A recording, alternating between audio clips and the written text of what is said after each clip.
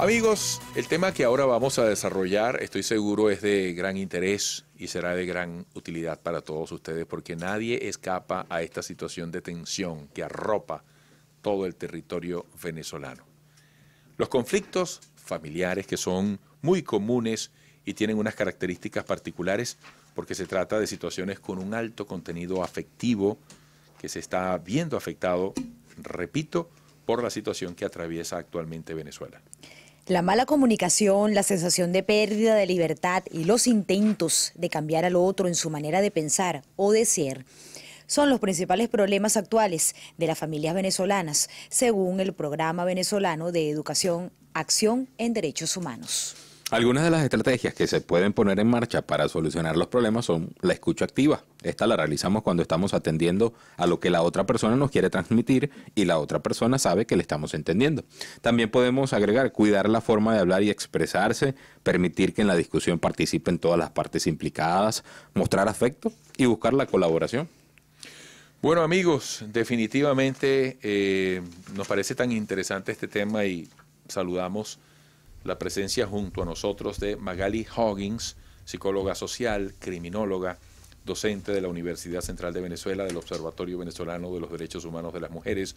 A mi derecha, para quienes nos siguen a través de las imágenes de IBC por el 427 de DirecTV en todos los Estados Unidos a esta hora, María Alejandra Méndez, consultora de proyectos en Venezuela Sostenible 2060.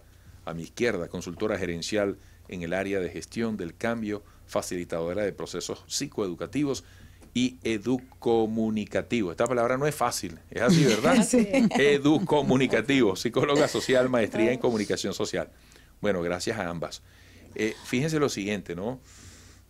¿Qué debe tener en cuenta hoy en día una familia, independientemente de sus características, para procurar al máximo esa necesaria cohesión que es parte de ese oxígeno diario? Porque uno se despierta. Yo cuando me despierto todos los días y entonces veo que mientras estoy en la ducha ya la cama está vacía porque mi esposa se fue a la cocina y me está preparando un guayollito para no venirme con el estómago vacío de madrugada. Ya a partir de ese momento yo me reconecto con esa Venezuela en la que creo, ¿no? Pero estamos todos muy mal. ¿Cuál es ese primer aspecto que debemos atender en este momento en medio de lo que ocurre? Bueno, Magali Hoggins. yo diría que lo primero es considerarnos normales. El que no tenga esa sensación en este país, en este momento, está viviendo fuera de este país, aunque tenga el cuerpo acá. Nosotros estamos en este momento viviendo como grupo pequeño familiar, grupo comunal, grupo educativo, país, sociedad. Estamos viviendo una confrontación cotidiana. Una cosa es el querer hacer y otra cosa es lo que podemos hacer. Uno se levanta y dice, yo voy a. Pero tiene que ver si es posible ir a. ¿Por qué? Bueno, porque si no es que hay una situación de protesta a la cual todos tenemos derecho en este país, aunque nos digan lo contrario, es porque las limitaciones reales no nos lo permiten. Simplemente no tenemos gasolina, la cola para echarle gasolina al carro es inmensa, por ejemplo. Pero hay cosas que uno tiene que considerar. Lo primero es que yo diría que hay que tener en cuenta, uno, que somos una familia. Es lo primero que hay que pensar en lo que uno está haciendo en esta vida. Dentro de la familia, que es un grupo no escogido, y eso hay que tenerlo muy claro, es un grupo en el que nacemos, llegamos. Hay múltiples orientaciones e intereses que pueden no ser compartidos. Es un decir en este país hoy en día que toda familia que se respete debe tener un chavista en su casa. Eso fue un chiste que corrió hace mucho tiempo, pero se ha convertido en una realidad, creo que cada vez menos por los vientos que soplan, ¿no? Pero eso significa que hay conflictos entre la propia familia de cómo se ve lo que está sucediendo y de con lo que yo me voy a encontrar al salir. Entonces, eso es algo que hay que visualizar. No es una patología, eso es normal. Cada ser humano tiene derecho a pensar. Cada ser humano tiene derecho a escoger. Entonces, esa es una visión que debemos tener. Cómo convivimos diferentes en un mismo espacio. Otra cosa que yo creo que es bien importante tener en cuenta es que también hay grandes diferencias cronológicas, las diferencias generacionales. Nada más difícil en este momento que tener hijos adolescentes. Independientemente de que sean unos santicos, como dicen por ahí, no hay nada más difícil en este momento que tener un hijo adolescente lleno de hormonas. Ojo, no es solamente una cuestión social y cultural. Hay elementos del tipo biológico que estimulan esa energía y esa pasión. El que no lo ha vivido a los 18, 20, 22 vivió otra cosa, pero no la adolescencia. Entonces, uno tiene que saber que ahí hay que establecer controles, porque es propio de la adolescencia, varones o hembras. Es ser activos, buscar el reto, querer transformar. Ese deseo de querer transformar es una de las cosas más hermosas que tienen los adolescentes. Pero por el otro lado estamos nosotros diciendo, pero hazme caso, no salgas. Es una de las frases que más le hemos oído a las madres de los muchachos muertos. Excepciones respetables. Muchas han dicho, yo le dije que no fuera, yo le dije que no saliera. Bueno, eso es el eterno conflicto intergeneracional en un mismo grupo familiar. Entonces, esas son como dos pequeñas bombas de tiempo que tenemos dentro de la casa. Y ante eso tenemos que reaccionar. Eso sí, reaccionar es un cotidiano hacer. Reaccionar no es que yo hoy te pego 4 gritos. No, no, no. Todo lo contrario. Reaccionar es un cotidiano hacer y un cotidiano hablar, independientemente de lo que suceda luego. Entonces empecemos, aunque suene quizás muy banal, empecemos por darnos los buenos días en la casa. Aunque suene tonto, empecemos por ahí. Hola, mi amor, buen día, párese. No a gritos. Aunque tengamos que decir, bueno, yo me voy. Si tú no sales, eso es tu problema. Pero no caigamos en el discurso agresivo institucional que hay en este momento en Venezuela. Fíjese, a eso iba. ¿Cómo se puede llevar esa convivencia, esa cotidianidad familiar, independientemente de las diferencias ideológicas, si en los patrones que uno puede tener o que la gente puede tener desde la presidencia de la República, desde un líder de la oposición, se muestran irreconciliables? ¿Cómo eso no puede afectar precisamente el núcleo familiar? Bienvenida, doctora. Muchas gracias. En efecto, la comunicación es una de nuestras herramientas fundamentales para todo proceso humano y creo que no hay que perder de vista que transversaliza absolutamente todas las dinámicas humanas y por ello creo que es vital humanizar nuestra comunicación desde la familia hasta el líder que decide las distintas situaciones en este momento. Creo que tendríamos que preguntarnos cuánto de comunicación para la vida hay, cuánta invitación a construir la vida en esa dinámica de la convivencialidad y del respeto hay, ¿no? Son cuestionamientos que tenemos que hacernos como sociedad. Inclusive en el punto en donde pudiéramos mirar hacia el tema ético, la ética no es más que la libertad reflexiva de mirarse en un nosotros, ¿no? Entonces eso está absolutamente impregnado impregna desde la familia hasta el líder, como dije hace un rato, el primer líder del país. Entonces tendríamos que cuestionar allí cuánto de esa ética del nosotros estamos teniendo o cuánto se está sembrando de lo que no es esa ética, ¿no? Desde lo que podríamos estar diciendo como mirar a un enemigo que a lo mejor no es enemigo, no mirarnos en un nosotros, sino estarnos viendo en un versus. Cuando ves el versus no estás viendo al otro como un nosotros. Entonces allí quizás hay como un origen en el sentido de que si estás viendo al otro como que no es parte de ti, allí estamos partiendo de lo que precisamente no es la pauta más adecuada. Ahora, fíjense, uno puede entender que quizás con un vecino, con alguien extraño, pueda haber, en cuanto al tema político, alguna resistencia a no aceptar quizás su punto de vista, a cuestionar el punto de vista de aquella persona que no tiene un vínculo familiar. Pero en el caso de quienes tienen consanguinidad, quienes viven en un mismo espacio, ¿por qué se explica que hay esas divisiones y que se haya permitido que la política esté en un primer plano y los sentimientos estén en un segundo plano? Le consulto a la doctora Magali.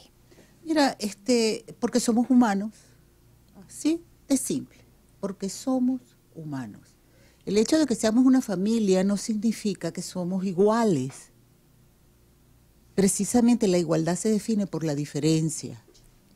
Es a partir de nuestras diferencias, mujer, hombre, adulto, niño, que nosotros podemos ser iguales y podemos respetarnos precisamente porque somos humanos. Los humanos y las humanas, las dos caras de la moneda, más nada. Entonces, claro, la vida de cada uno es una historia. Esa historia se construye desde el útero materno.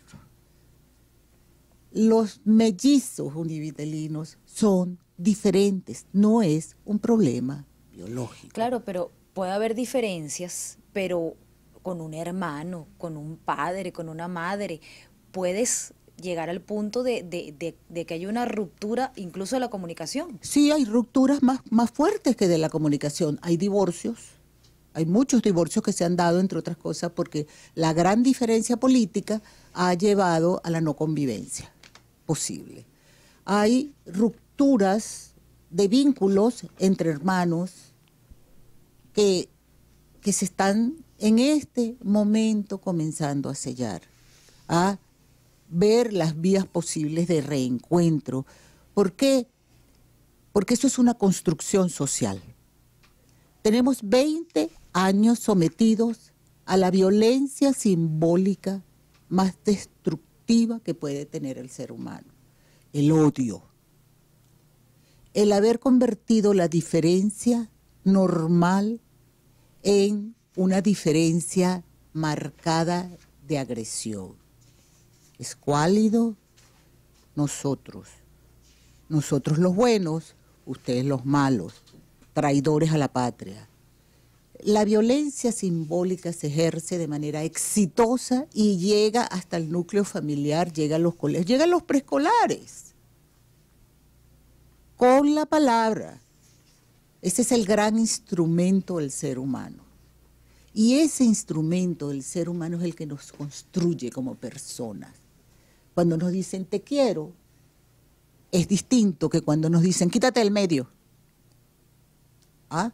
Entonces, súmale a la violencia simbólica que nos separa. Y no podemos decir todos los términos que se han usado porque estamos en horario diurno. Súmale el miedo. Al sumar el miedo, te vas a encontrar con que dependiendo de las diferencias individuales, tú te puedes llegar a sentir más o menos victimizado. Con más miedo, depende de tus circunstancias. No es fácil vivir en la Bombilla de Petare. Tampoco es fácil vivir en el barrio 70 del Valle. Pero si además de eso estás marcado por el discurso del odio porque no crees que la ruta oficial haya sido honesta y buena para el pueblo venezolano, puedes vivir en situaciones de miedo muy grande. Eso hay que tenerlo siempre en cuenta. Y el fantasma. Hay millones de fantasmas circulando por las calles de nuestro país hoy en día. Bueno, yo hoy me encontré con los restos de las barricadas. Yo no pensé que iba a llegar realmente porque vengo de lejos, pero llegué, me sentí bien. Ya había empezado el programa, pero llegué. Entonces, esos fantasmas pueden ser muy dañinos para niños y niñas, para adolescentes, para adultos, para ancianos. ¿Qué llaman los fantasmas? Esos temores que tienes la sensación de que son reales y en cualquier momento aparecen, que casi que tienes nada más que voltear para verlo. Está ahí. Eso es el miedo. Los rumores alimentan esos fantasmas. Los rumores alimentan esos fantasmas o cosas muy concretas, por ejemplo, qué madre, qué padre, digo madres porque hay 43% de hogares sin padre, no tiene miedo de que su hijo o su hija adolescente se quede en la calle o diga que va a hacer cualquier otra cosa y se meta en una manifestación y le pueda pasar algo o lo puedan poner preso. Ese es un fantasma que comparten hoy las mayorías de las familias venezolanas que tienen hijos adolescentes o jóvenes adultos. Y sean los sectores sociales que sean, se acabó el cuentico de que los buenos están en el cerro y los malos están en las quintas y en los edificios costosos del este. Ese cuento se acabó. Lo que sucedió anoche en Petare y lo que sucedió anoche en los Jardines del Valle, toda la madrugada, plomo y bomba, eso no fue a la élite. Una cosa es que te lo cuenten y otra estar allí, ¿no? Y otra estar ahí. Caray. Una cosa es que te digan que se sufre mucho cuando los hijos están en la calle enfrentando la violencia oficial y otra cosa es la vivencia real del hijo que no llega.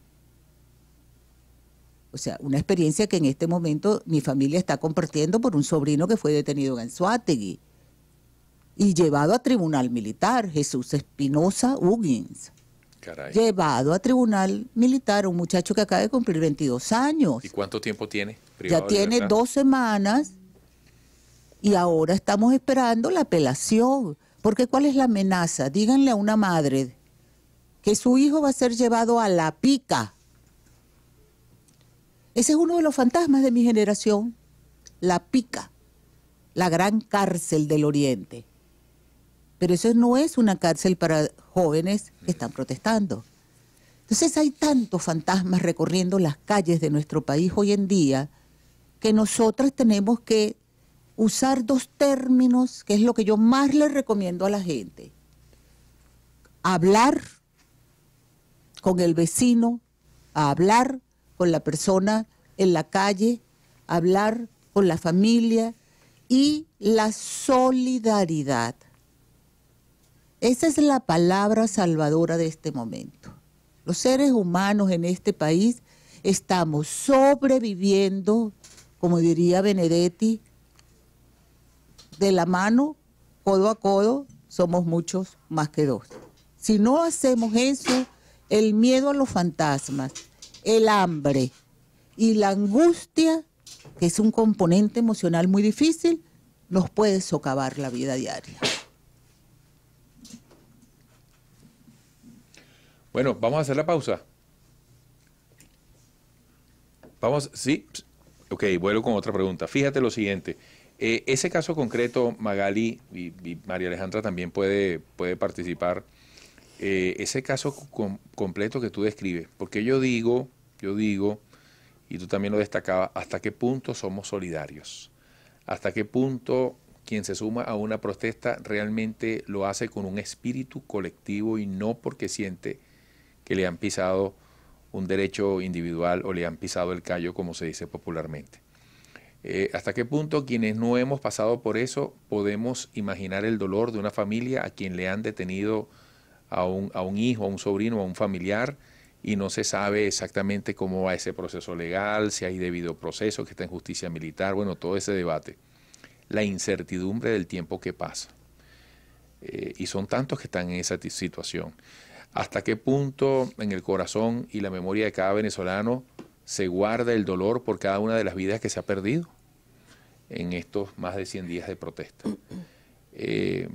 Al final, Magali Huggins, o al comienzo decía algo con lo que me identifico. ¿Quién puede no despertarse todas las mañanas con miedo, con tristeza, con angustia, con serias dudas con respecto al futuro del país, ¿no?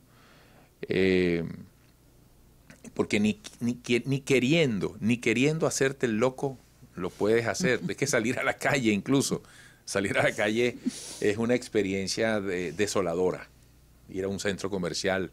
Yo tengo tiempo que no voy a una playa, pero yo quisiera saber cómo es una playa en estos tiempos, ¿no? Imagínate tú. Ahora, Si vamos ya al plano, digamos, proactivo, sin querer ser comeflores, ¿qué se le dice a la gente? Yo por lo menos en lo personal, y nadie me está preguntando, pero yo digo y se lo he dicho a mi esposa y mis hijos, hoy más que nunca hay que fortalecer nuestros lazos, hay que considerar nuestra unión, hay que decirse más lo que sentimos, lo mucho que nos queremos, lo que no nos gusta, hay que ser más familia todavía. Pero ya que estamos tocando ese tema, ¿qué recomendarían ustedes? Bueno, yo creo que es importante, apuntando a lo que mencionas, que es fundamental hacer acuerdos. O sea, necesitamos hacer acuerdos nuevos para estar adaptándonos a esta situación, pero no para mantenernos en ella, obviamente. Sería la idea transformarnos nosotros y poder transformar la realidad. La idea es tener la posibilidad de que desde nosotros pueda expresarse el poder, porque todos lo tenemos, el poder de participar en la medida de lo que nosotros consideremos lo más conveniente, discutir la realidad con nuestros hijos, poder analizar las situaciones que desde el punto de vista de la ciudadanía se están presentando. No vale la pena enmascarar absolutamente nada, porque hay precisamente que hablar de la realidad y de la verdad de cada quien. El gran problema quizás es el hecho de no haber podido nosotros como sociedad hacer los acuerdos necesarios para la convivencia. Y entonces allí pudiésemos preguntarnos qué ha pasado con nuestras formas de ponernos de acuerdo, qué ha pasado con nuestras maneras de abordar los distintos retos sociales colectivos para tomar las decisiones adecuadas, ¿no? De hecho, nosotros en nuestra organización, Venezuela Sostenible 2060, estamos trabajando con un método para trabajar precisamente el tema de llegar a consensos, porque pareciera que los egos de las distintas personas que participan en una toma de decisiones se van precisamente a la defensa de los intereses muy individuales, ¿no? Pero hay una mirada mucho más amplia y más profunda, que es ver el bien colectivo, y cuando miramos el bien colectivo, entonces tenemos como que darnos cuenta que no es a lo mejor una mayoría, una supuesta mayoría la que debe decidir cuál es la mejor opción, sino analizar precisamente cuáles son las mejores posibilidades y quizás neutralizando la toma de decisiones con el hecho de darle voz y voto a todos, pero desde una visión que tenga una mirada mucho más enfocada en lo que es los valores de solidaridad, los valores del bien común, pero apuntando hacia lo que sería lograr la visión más sistémica, ¿no? Y el consensuado sistémico es un poco el planteamiento que hacemos nosotros desde Venezuela Sostenible 2060 y otras instituciones como Provive, que estamos apuntando precisamente a querer extender más esa visión de que dentro del país y dentro de nosotros mismos están las soluciones. No tenemos quizás que buscar a nadie afuera, y tenemos precisamente que acordar desde nosotros mismos esas posibilidades. Fíjense, me ha llamado la atención, y lo hablamos en la próxima parte, dice María Alejandra Méndez que hay que hablarle de la realidad a los hijos, cómo planteársela, independientemente de la edad. Otra, que decía la profesora Magali, cómo se le dice a un chamo, no salgas a manifestar. Y hablando de esos fantasmas, cómo se le dice también a un chamo, mijo, váyase al exterior, porque aquí la cosa está complicada. Al regreso lo seguimos conversando con Magali Hoggins, psicólogo social, criminóloga, docente de la Universidad Central de Venezuela, y María Alejandra Méndez, consultora en proyectos o de proyectos en Venezuela Sostenible 2060. Ya venimos. En breve, A Tiempo, con Eduardo Rodríguez Yoliti, acompañado de Saúl Noriega y son